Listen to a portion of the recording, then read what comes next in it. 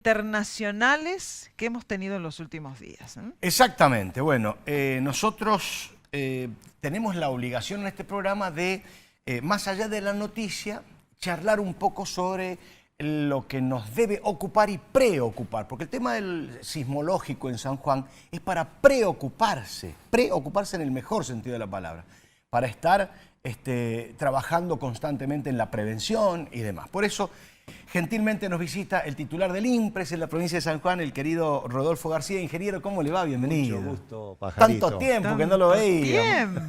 Mucho tiempo. ¿Cómo va? Bien, gustazo en tenerlo con nosotros. Recientemente designado director del Instituto Nacional de Prevención Sísmica, pero más de 30 años de labor técnica allí. Así es. Muy recientemente no, ya llevo más de 6 meses. 6 meses, claro. Bueno, Sí, algo como designado medio como director año. nacional, medio año. Medio año, bueno. Teniendo en cuenta lo que ha pasado en Turquía, la información habla ya de cerca de 10.000, 11.000 muertos, una situación verdaderamente devastadora. También vamos conociendo historias que son conmovedoras. San Juan, sabemos, va a tener terremotos. Lo que no sabemos es cuándo. Exactamente. Eso no puede tener un avance, algo que permita una alerta en estas investigaciones que se llevan adelante, teniendo en cuenta el último terremoto en San Juan. ¿Cuál es el nuevo mapa sísmico que tiene la provincia? Bueno, primero decir que la comunidad científica de alguna manera estudia esto de la predicción, entendiéndose por predicción la determinación precisa del día, la hora, el lugar, la magnitud, es decir, el tamaño del sismo o del terremoto que va a ocurrir. Eso hasta ahora la ciencia no ha podido, por lo tanto uno dice no se puede predecir, entendiéndose por predecir esto que estoy definiendo. No obstante, estamos en una zona sísmica y seguramente van a venir movimientos sísmicos en un futuro. No sabemos cuándo, pero seguramente van a venir. Lo que vemos en Turquía, básicamente, ¿también es una zona con estas características similares a las de San Juan o no? No similares. La configuración geológica que tiene Turquía es de alguna manera distinta a la de San Juan, ya que ahí hay una confluencia de placas tectónicas. Está la placa euroasiática al norte, está la placa africana al sureste y tenemos también la placa árabe o arábiga que aprietan una mini placa que es la placa de Anatolia. Turquía y Siria de alguna manera están en esa región en donde tiene una peligrosidad sísmica muy elevada, mayor que la de nuestra zona. Bien. Hay zonas sísmicas como México, por ejemplo, que trabajan mucho en este tema de las alarmas o alertas. Tienen ellos determinado un mapa sísmico que en cuanto detectan un movimiento superior a determinada graduación, comienzan a sonar alarmas en determinados estados donde presumiblemente pudiese ser el epicentro y se extienden a todas la región. Así es. ¿En eso se puede trabajar en San Juan? Se puede trabajar, pero en realidad la situación es totalmente distinta. Los terremotos, digamos, que tiene México se producen a una gran distancia, más de 400 kilómetros. De hecho, en el año 85, digamos, un tiempo antes del Mundial del 86, se produce un gran terremoto que afecta tremendamente, con mucho daño, a lo que se conocía en ese momento como el DF, ¿no? El Distrito Federal de México. Claro, hoy es ahí Ciudad de hay México. esa distancia, les da tiempo de Estamos alguna hablando de manera a profundidad. algunos. No, incluso al epicentro, digamos. Bien, distancia sobre la superficie terrestre. En nuestro caso particular, el sistema de fallamiento cercano no permite de alguna manera un tiempo suficiente. Y si así fuese, digamos, no es efectivo. Lo más efectivo es tener construcciones seguras. Es decir, ¿cuál sería el objetivo de máxima?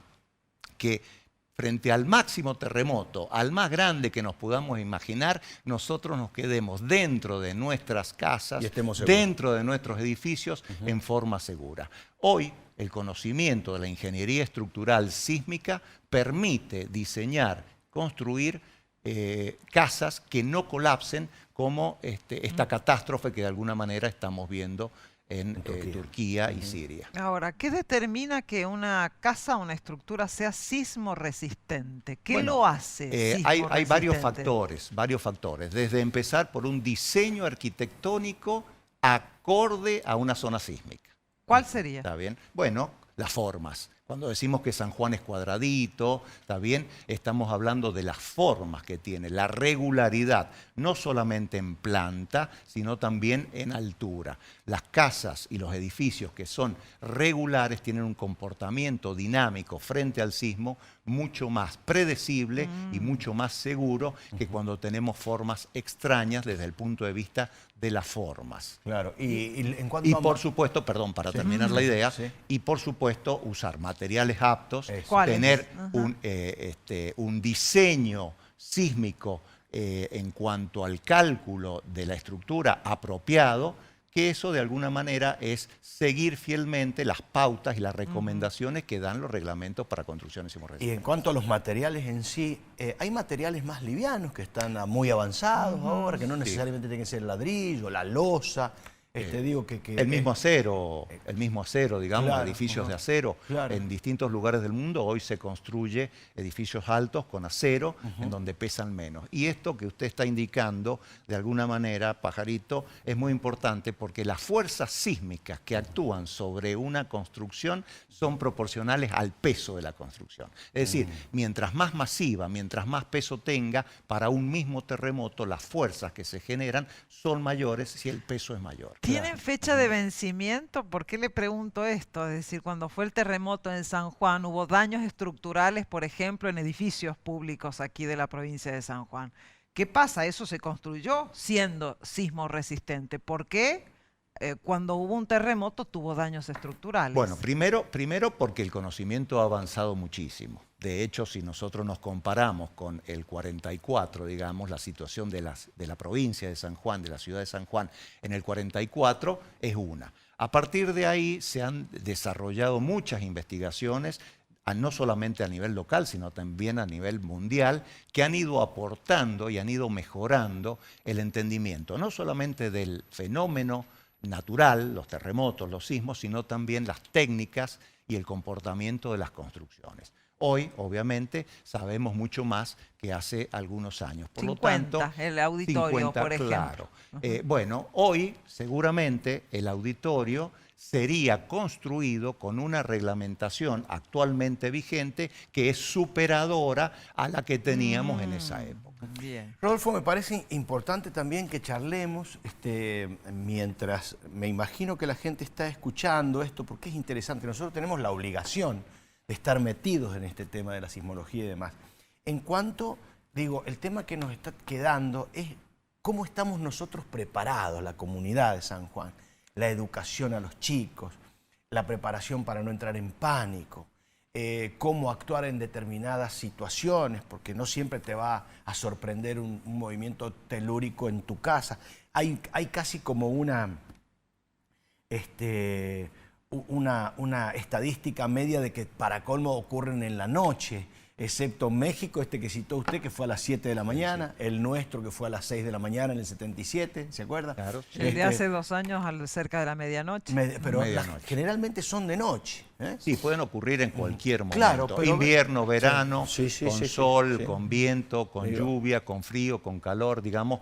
Toda la parte climática, en realidad hay muchos mitos al respecto, pero puede ocurrir exactamente en cualquier momento. Obviamente que el momento en que ocurre, como es el caso, por ejemplo, del terremoto del evento principal de Turquía, donde tenemos unas muy bajas temperaturas, con lluvias y con nieve, a las 4:17 de la mañana, en donde toda la gente en general está durmiendo dentro de sus casas, dentro de los edificios, en realidad eso tiene un factor negativo mucho mayor. Claro. Bueno, lo que iba en la pregunta es eso. Si usted considera que nosotros estamos un poco flaquitos en cuanto a la preparación. En términos relativos, estamos bien. En términos relativos. En términos relativos. Digo, cuando uno empieza a compararse, digamos, San Juan tiene una historia sísmica que de alguna manera los sanjuaninos hemos pagado muy caros, ¿está bien? Pero no solamente con simulacros, yo daños. veo muy poco eso. Esto se dispara generalmente, son motivadores los movimientos, ¿no?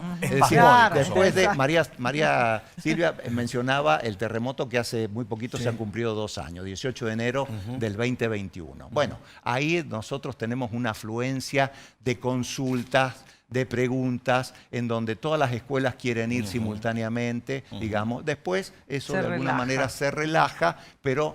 Hasta el próximo terremoto. Hasta el próximo terremoto. Lo que yo quería decir también es que esto, que estamos bien en San Juan en términos relativos, no nos tiene que dejar conformes. Es decir, no debemos bajar la guardia. Hay un largo camino por recorrer. Se puede mejorar muchísimo y lo tenemos que hacer para estar cada vez más preparados frente a estos embates naturales. Pero hay campañas publicitarias que se hacen. Mire cómo fue de intensa la campaña del COVID, por ejemplo, que te bombardeaban cada 30 segundos con que no te movas de tu casa, con esto y con el otro. Pero digo, algo similar, no digo con tanta intensidad, pero sí guardar una arista de la publicidad estatal y de instituciones y demás. Con frecuencia. Con frecuencia para que la gente no se olvide que nosotros estamos viviendo en una zona sísmica. Sí, no debemos olvidarnos, estamos en una zona sísmica. El INPRES tiene un programa de concientización que trabaja fundamentalmente con los más jóvenes.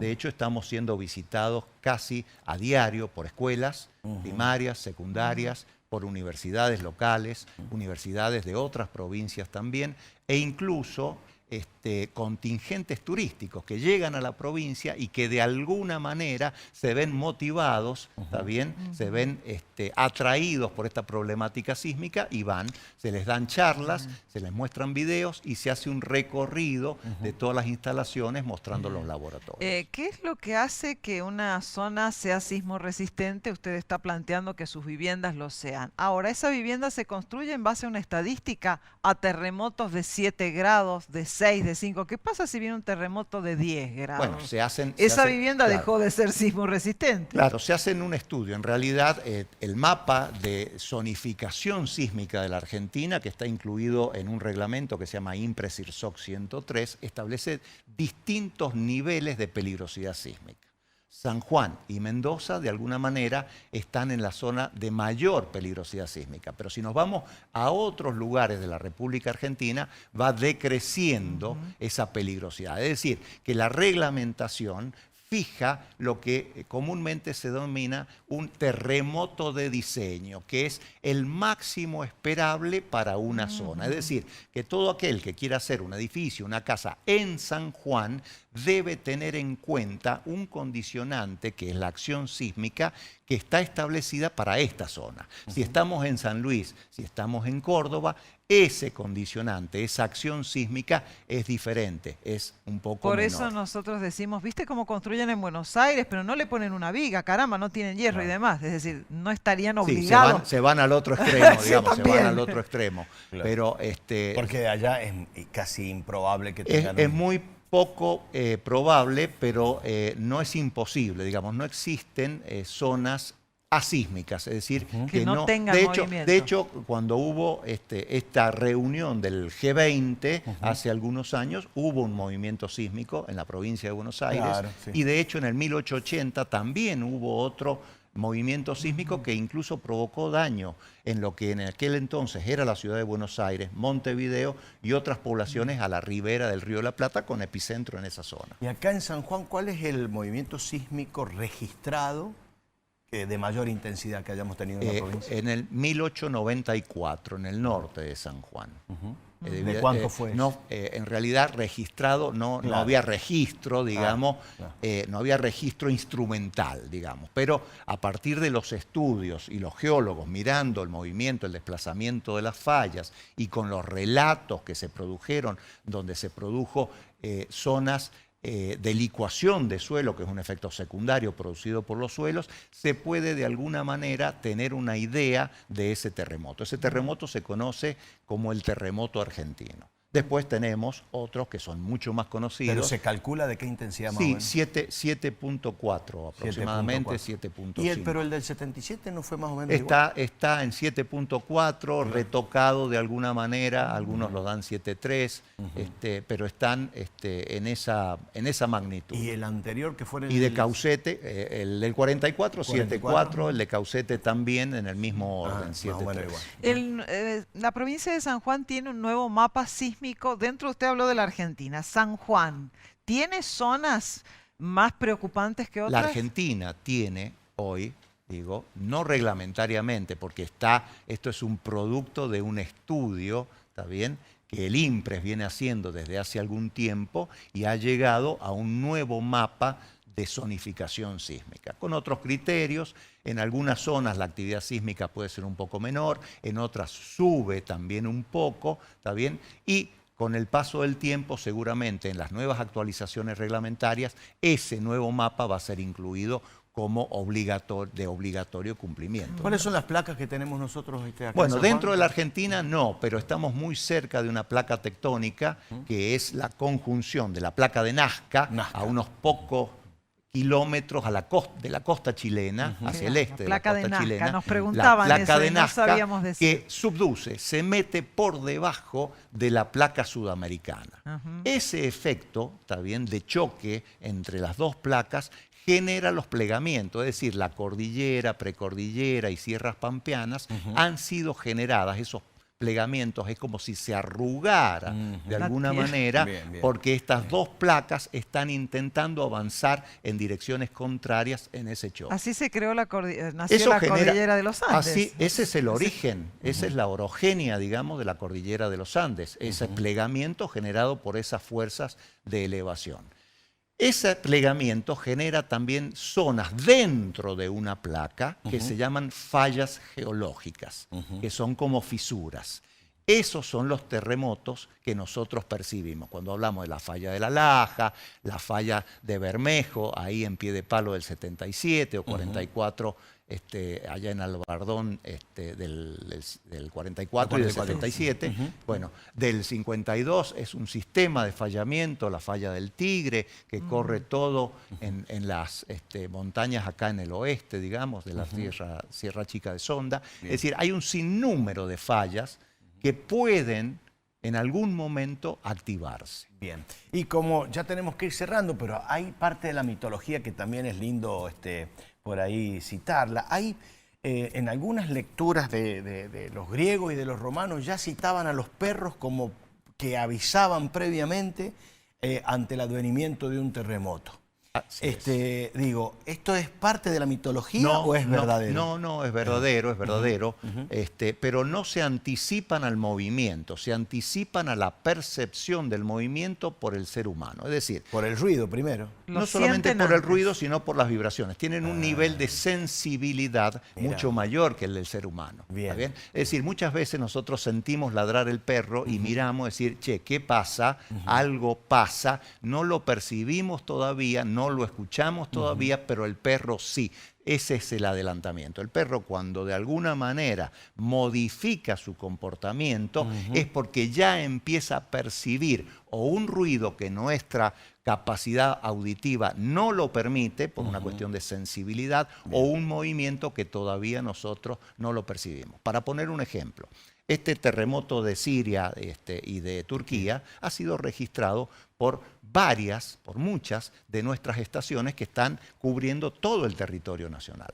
Nosotros no lo hemos percibido, no lo podemos percibir. Pero ustedes en el INPRES ya veían venir esto, no, o al menos. Es una no nos podemos admirar de estos terremotos, consecuentemente a lo que decíamos que es una zona de alta peligrosidad sísmica. Pero quiero decir que acá nosotros no lo hemos percibido, pero el equipo, está bien, de última generación, tiene una sensibilidad y ha sido registrado algunos minutos después, que son los minutos que tarda en llegar la onda, pero en varias de nuestras estaciones, desde el norte hasta el sur, han sido registrados. Bueno, la idea era pensar, San Juan, desde esto, porque usted tiene razón. Ahora ha sido el terremoto en Turquía que nos lleva, este tema es el tema hoy internacional. Nosotros, ¿qué papel jugamos aquí? ¿Cómo hacemos para pensar nuestra realidad? Yo siempre digo, ¿tenemos algún protocolo en casa?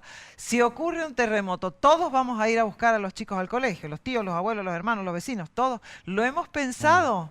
¿Lo estamos trabajando en casa? Sé qué voy a hacer en mi trabajo porque lo más probable es que tampoco tenga señal de celular. O sí, no lo sé. Pero difícilmente muchos hayamos mirado esto. Es decir, todos nos vamos a estrellar en la calle buscando a los chicos al colegio. Todos. O sea, si tenemos preparada ¿hemos pensado eso? La valijita famosa con la radio, la linterna, las velas. Nada, o sea, y entonces, agua, todas esas cosas. ¿Qué protocolo hemos hecho en casa? Yo los invito a toda la gente que de alguna manera nos está escuchando o nos está viendo a que entre a la página web del INPRES, www.impres.gov.ar.